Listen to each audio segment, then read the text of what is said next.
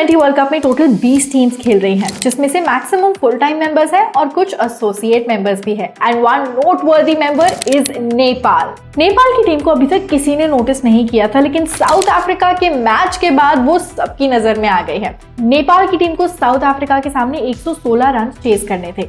Last over में last ball पे उन्हें 2 रन की जरूरत थी, तभी उनके बैटर गुलशन झा लास्ट बॉल पे आउट हो गए और वो 1 रन से हार गए। अब बहुत सारे क्रिटिक्स ने कहा कि नेपाल की ये हार भी जीत के ही बराबर थी, क्योंकि नेपाल का ये सिर्फ सेकंड वर्ल्ड कप है जो वो ऑलमोस्ट 10 साल के बाद खेल रही है, और उसके बाद भी साउथ अफ्रीका जैसी फियर्स टीम को उन्होंने उनका सबसे बड़ा अपसेट ऑलमोस्ट दे ही दिया था। Nepal's journey has been truly inspirational.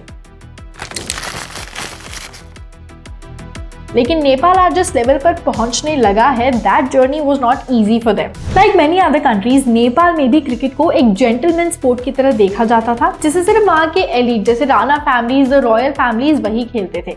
But gradually चीजें नेपाल में क्रिकेट को लेके बदली जब 1946 में नेपाल क्रिकेट एसोसिएशन को फॉर्म किया गया। इट इज दैट टाइम कि क्रिकेट लोगों तक पहुंचा, आम जनता तक पहुंचा। अब इसके बाद नेपाल में क्रिकेट ग्रो तो किया, लेकिन पुअर इकोनॉमिक कंडीशंस के चक्कर में 1980s तक इंटरनेशनल क्रिकेट में नेपाल अपना नाम नहीं बना पाया, क्योंकि तब तक मैक्सिमम काठमांडू वैली में ही क्रिकेट खेला जाता था। लेकिन जैसे ही नेपाल इकोनॉमिकली ग्रो करने लगा, वैसे ही नेपाल के बाकी हिस्सों तक भी क्रिकेट पहुंचा। अब चलते हैं इन द ईयर 1988 में, जब नेपाल आईसीसी का एक एफिलिएटेड मेंबर बना।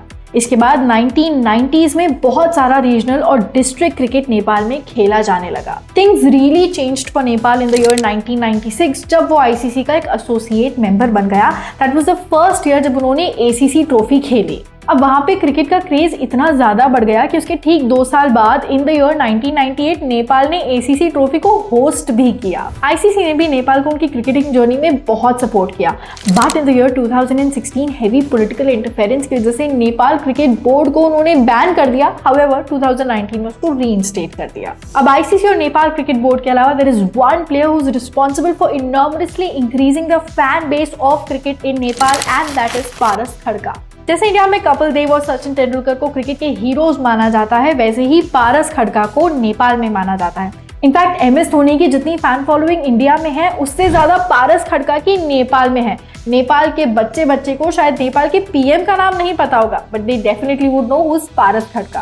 पारस खड़का नेपाल टीम के कैप्टन थे 2008 से लेकर के 2019 तक। इनफैक्ट 2018 में जब नेपाल को ओडीआई का स्टेटस मिला था, तब भी पारस खड़का ही उनके कैप्टन थे। The first ODI Nepal ever one was against Netherlands, again under the captaincy of Paras, and he was the first player जिन्होंने ओडीआई में नेपाल के लिए सेंचुरी स्कोर की थी। नेपाल अपनी पहली T20 सीरीज भी पारस की कैप्टनसी के अंडर ही जीता। ऐसे बहुत सारे प्लेयर्स हैं नेपाल में जिन्होंने क्रिकेट खेलना छोड़ दिया था, लेकिन पारस खड़का की सक्सेस और अचीवमेंट देखने के बाद आज वो बहुत रिग्रेट करते हैं कि उन्होंने क्रिकेट क्यों छोड़ा। Such is the effect of Paras खड़का, the man who glorified cricket in Nepal. अब पारस के अलावा भी ऐसे बहुत सारे क्रिकेटर्स हैं जिनकी वजह से नेपाल क्रिकेट को इंटरनेशनली रिकॉग्निशन मिला। Players like Sandeep Lamichhane, who was the first Nepali player जिन्होंने आईपीएल में खेला था for Delhi Capitals, and Dipendra Singh जिन्होंने 10 बॉल में 50 स्कोर की थी अगेंस्ट मंगोलिया। ऐसे प्लेयर्स ने नेपाल की पॉपुलैरिटी को किसी और लेवल पे पहुंचा दिया है। एंड ऑफ कोर्स नेपाल के क्रिकेट फैंस तो है ही। ऑनेस्टली इंडिया के बाद अगर कोई ऐसा देश है जो स्टेडियम्स भर सकता है क्रिकेट मैचेस में, दैट इज नेपाल। और ये हमने 2024 के T20 वर्ल्ड कप में भी देखा, जहां हजारों की तादाद में स्टेडियम्स में नेपाली इस मैचेस को देखने आए।